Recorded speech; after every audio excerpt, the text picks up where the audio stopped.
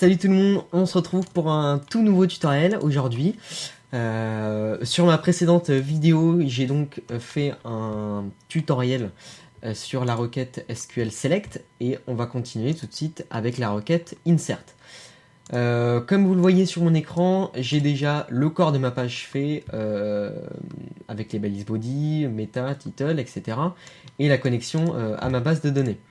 Vous voyez qu'ici du coup sur ma page ça n'affiche rien. J'ai toujours ma table users que j'ai créée dans le précédent tutoriel, donc sur la requête SQL select. Aujourd'hui on va donc commencer avec la requête insert. Pour cela j'ai donc imaginé un formulaire qui pour insérer en gros un utilisateur à notre base de données. Pardon. On va donc créer nos balises form dans notre balise body. Form en action, on va rien mettre parce que le traitement de notre formulaire se fait sur la même page. Donc on va utiliser la méthode post. Alors ça vous le savez, hein, c'est vous qui voyez si vous utilisez du post ou du get. Hein. Moi je préfère le post, c'est quand même beaucoup plus sécurisé. Form méthode, donc on rajoute un input type texte. On va le nommer pseudo parce que dans notre formulaire donc on va renseigner deux champs, donc pseudo et password. Un placeholder pseudo et un autocomplete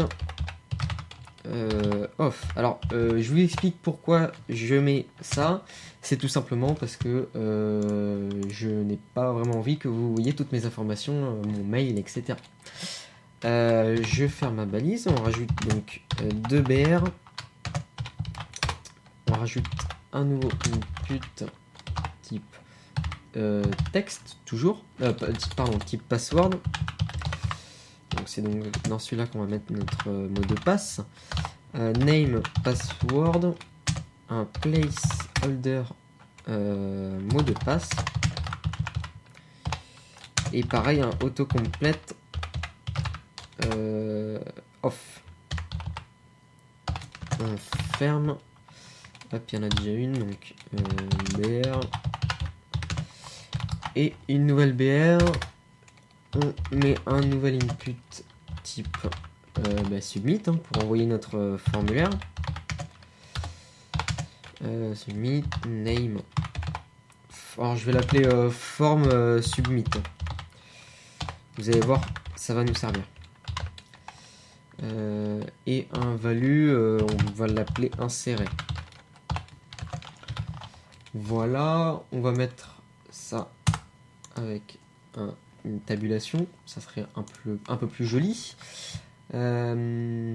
Déjà on enregistre pour voir un peu ce que ça donne. Vous voyez un champ pseudo, un champ mot de passe et insérer. Alors forcément ça fait rien si j'envoie mon formulaire. Nous allons tout de suite faire le code PHP pour traiter notre formulaire. On va commencer par faire un if set. Donc voilà où va nous servir en gros le nom de notre champ input form submit.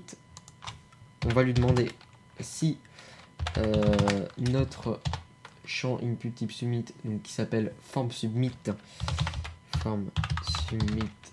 est donc envoyé. Si il est envoyé, on continue. Sinon, on ne fait rien. Après, un nouvel if set en post, hein, parce que je vous le rappelle, on est en méthode post. Donc là, on va faire le pseudo. Je ferme et non empty. Donc en gros, pour ceux qui ne savent pas, i7 c'est pour savoir si c'est bien envoyé et empty c'est pour savoir si cette variable est vide. Et si on rajoute un point d'exclamation juste devant, c'est en gros l'inverse. Donc en gros, si là c'est...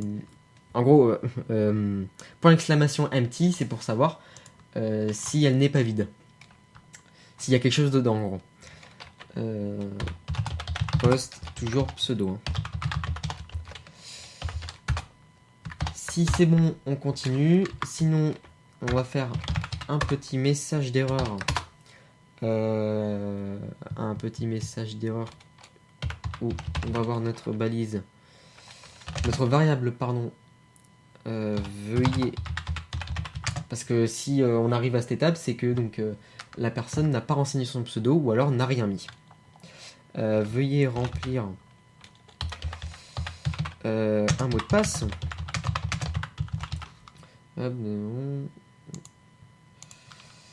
Veuillez remplir un mot de passe.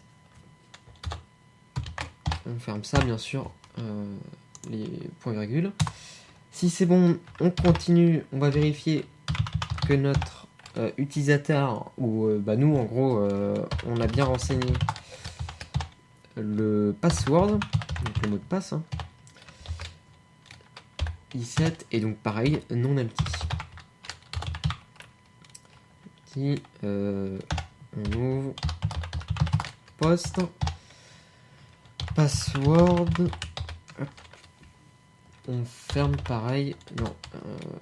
Et donc si c'est bon, c'est là où on va traiter notre formulaire. On va créer donc deux balises pseudo. On va faire un HTML spécial chars. En gros, une histoire de sécuriser notre information. Donc là, ça va être pseudo. On ferme. Hop, maintenant, le password. Alors, pour le password, on va pas utiliser le HTML spécial chars, mais on va utiliser SHA-1. Je vous explique pour ceux qui ne savent pas. SHA-1, c'est en gros pour sécuriser les mots de passe. Je vous conseille fortement de sécuriser vos mots de passe. En gros, c'est crypter vos mots de passe. Donc, post de password. Donc, en gros, dans notre base de données, ce n'est pas notre password directement qui va être inséré, mais notre password mais crypté en gros. Je vais juste mettre ça. Ensuite, donc ça c'est bon. Ça. Ensuite, on va créer notre requête users bdd. Donc là, ça va être un prépare. Alors pour ceux qui savent pas, pareil, je le répète à chaque fois, mais on va bientôt faire un tuto sur le PDO. Donc là, c'est là où on arrive à notre requête. On commence bien sûr, si vous avez vu la requête pour select, on commence avec insert, puisque là c'est requête insert. Là c'est directement into, donc en gros c'est là où on va renseigner ensuite notre base de données, notre table pardon, où on va renseigner toutes ces informations. Si vous voulez renseigner par exemple nous dans notre table, on a ID, pseudo et password, nous on veut juste renseigner le pseudo et le password, c'est pour ça qu'on va spécifier à notre serveur que nous on veut juste insérer le pseudo et ensuite surtout gardez bien l'ordre, le password, ensuite value, c'est là où on va renseigner les informations qu'on va rentrer dans notre base de données. En PDO, si vous le savez, ou si vous le savez pas, c'est donc les points d'interrogation qui vont remplacer les données. On ferme, on rouvre notre variable requUser. Et puis ensuite, on va l'exécuter en faisant un tableau avec la fonction away. Si je la marque bien, ça sera mieux. On va entrer notre pseudo. On va entrer le pseudo de la personne. Donc c'est pour ça qu'on a créé la variable pseudo, virgule, espace et password. Alors vous allez voir dans notre base de données, ça va rentrer en gros un password. J'ai fait une erreur, oui. Hop, voilà. Ensuite, pour nous prévenir que la personne a bien été insérée dans notre base de données, on va créer une petite variable validate. On va lui dire utilisateur bien inséré. Pour ça, c'est bon. On a une erreur si c'est ça. On a oublié de dire que si notre password n'est pas renseigné, on rajoute une erreur. Donc veuillez remplir votre mot de passe. faire. Et voilà. Normalement, ça serait bon. Plus qu'un tout petit truc à rajouter. Juste avant notre balise forme, on va rajouter un petit script PHP qui va juste dire si les variables validate ou erreur sont créées, on va afficher donc les erreurs. Donc if is7, donc là c'est la variable validate. Oula. En majuscule, ça serait en minuscule, pardon, ça serait mieux. Validate. On ferme ça. Dans ce cas-là, on écho. Alors moi je vais le faire en écho. Vous pouvez très bien fermer vos balises PHP pour écrire du HTML, puis rouvrir vos balises PHP. Echo div. Alors on va pas s'embêter du coup avec du CSS. C'est pour ça que je vais vite fait mettre color validate. Donc là on va le mettre en green. Alors là c'est du CSS, hein. Si vous savez pas, c'est pas très grave, pas du tout d'importance pour ce tutoriel. On va faire une concaténation, on ferme ça, un point, et on va afficher notre variable validate. En gros le message de validation. On ferme notre balise div, ça c'est bon. Pour validate c'est bon. Maintenant si notre message c'est une erreur, on vérifie si elle est créée, donc i7. Error. Error. Pareil, un echo div style est égal color wed. On ferme ça.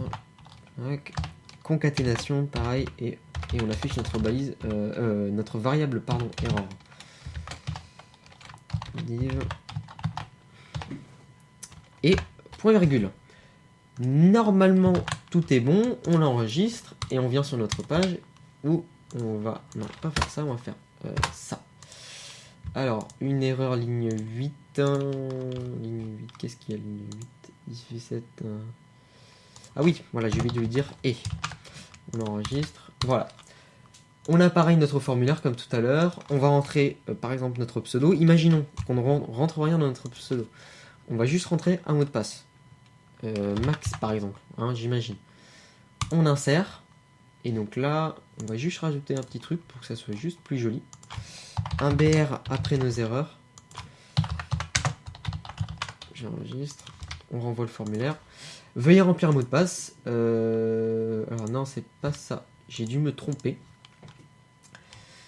Veuillez remplir votre mot de passe. Pseudo, password, non, je me suis pas trompé.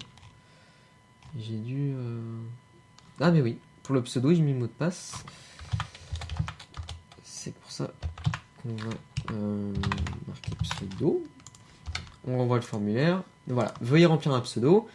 Si je fais ça et j'oublie de mettre le mot de passe, pardon, pareil ça me met veuillez remplir le mot de passe. Imaginons qu'on remplit les deux, donc on va créer un utilisateur qui s'appelle Maxime, hein, c'est mon prénom, et puis en mot de passe on va mettre tuto. On insère. Utilisateur bien inséré. Pour voir, normalement elle est bien insérée, on va vérifier quand même dans notre table qu'il est bien inséré. C'est ça. Donc vous voyez que, alors si vous ne connaissez pas ce type de clé de cryptage, donc c'est le SHA-1, il y a aussi le MD5 et d'autres je crois. On va faire ça. Désolé, hein, c'est qu'il y a quelque chose à côté de moi. Donc notre mot de passe est crypté. Oula, qu'est-ce que j'ai fait? Non, ça c'est bon. Pseudo Maxime, password, clé de cryptage. Et normalement, c'est bon. Voilà pour notre requête SQL et pour notre nouveau tuto où il y a pas mal de code cette fois-ci. On se retrouve bien sûr pour un tout nouveau tutoriel bientôt. J'espère, ça sera normalement une requête SQL. Pareil, ça serait soit update, soit delete. Si je ne me trompe pas. Et le prochain tuto aussi qui est prévu, c'est le tuto pour le PDO, qui est arrivé il n'y a pas trop longtemps, le PDO. Hein. Si vous ne comprenez pas le PDO, rendez-vous quelques jours pour le tutoriel PDO.